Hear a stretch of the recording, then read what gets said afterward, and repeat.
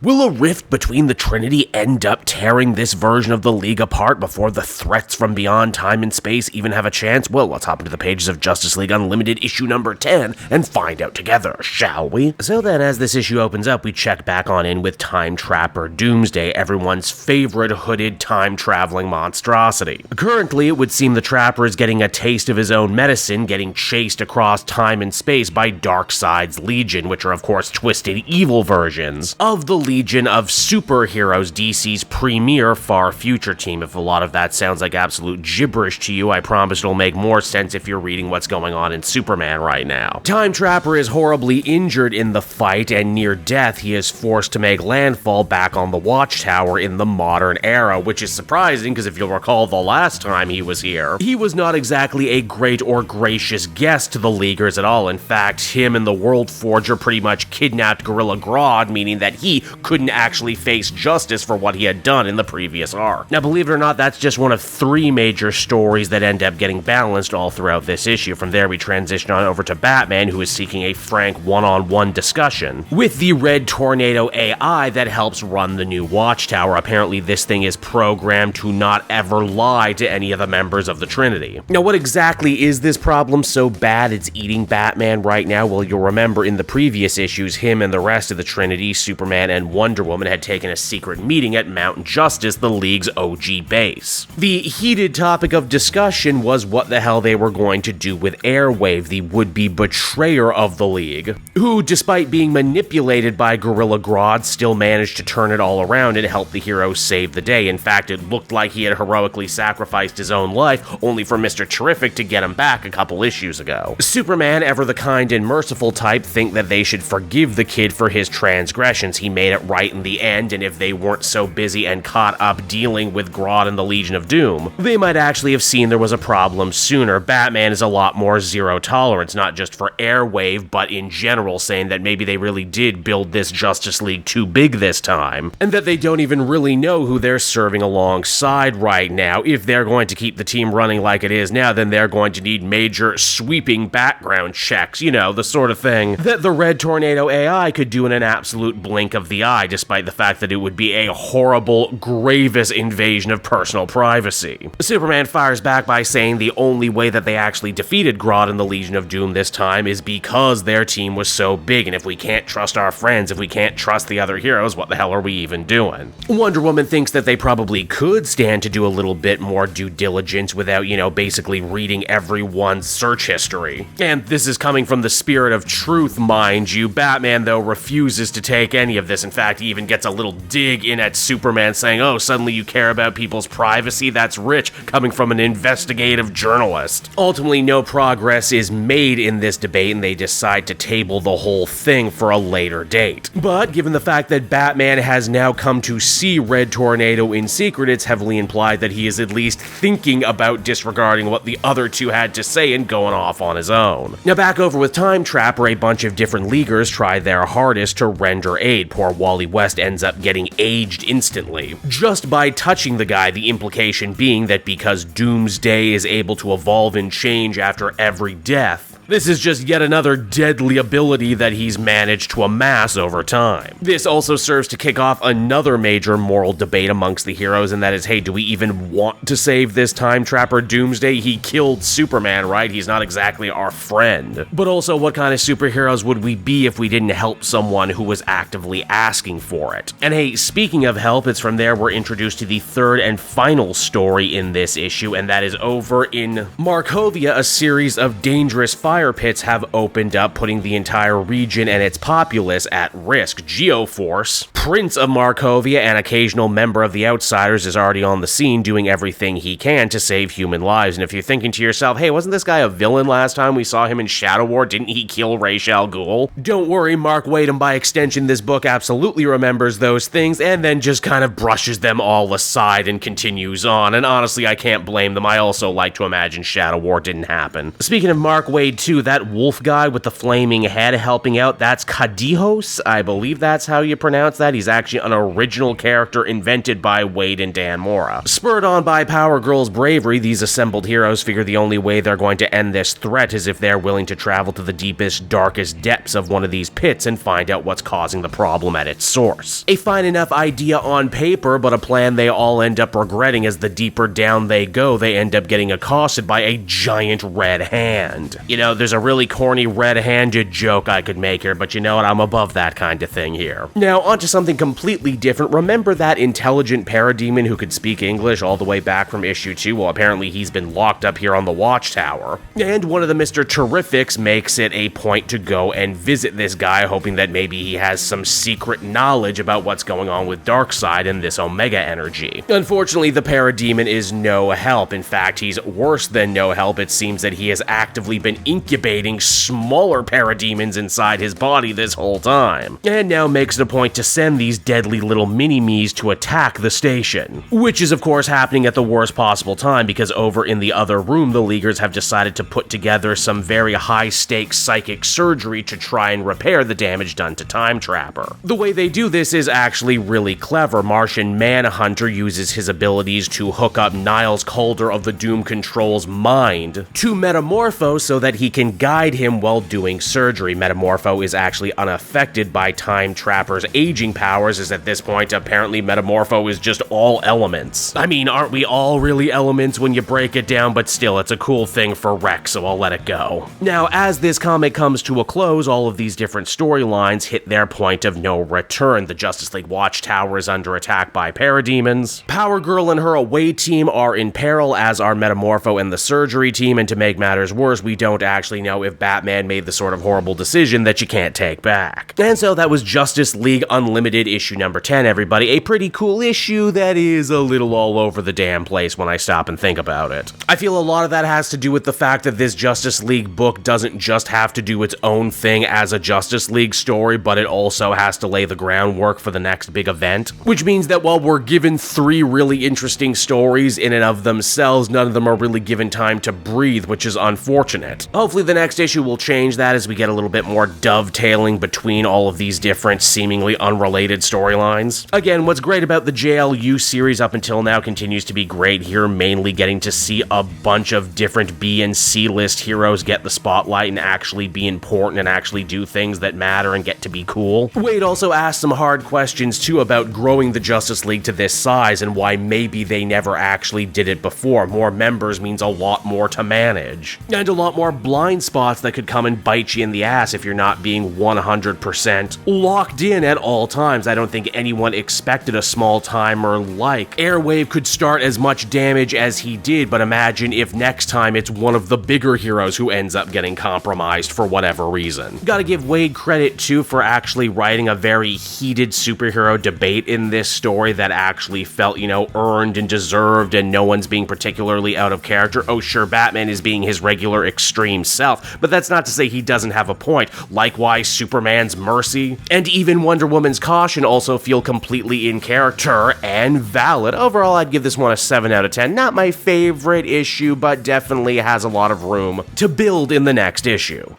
Hey there everyone, it's your pal Cape Joel again, and if you're seeing my face right now, that means you watched to the end of the video, and I'll always be grateful for that. Retention helps in this crazy YouTube game, and so does becoming a patron. If you head on down to the description, you can find a link to my Patreon page. Recently just redid all the tiers, a lot of cool stuff offering up there, exclusive commentaries, exclusive polls, behind the scenes concept art for Capes and Quest. That's the brand new D&D show I've started soon. Never been a better time to become a patron. You can become a patron for as little as $1 a month and help the channel grow and, you know, help me continue to deliver content like what you just saw. So I want to thank you all, and I will see you again next time. Bye-bye.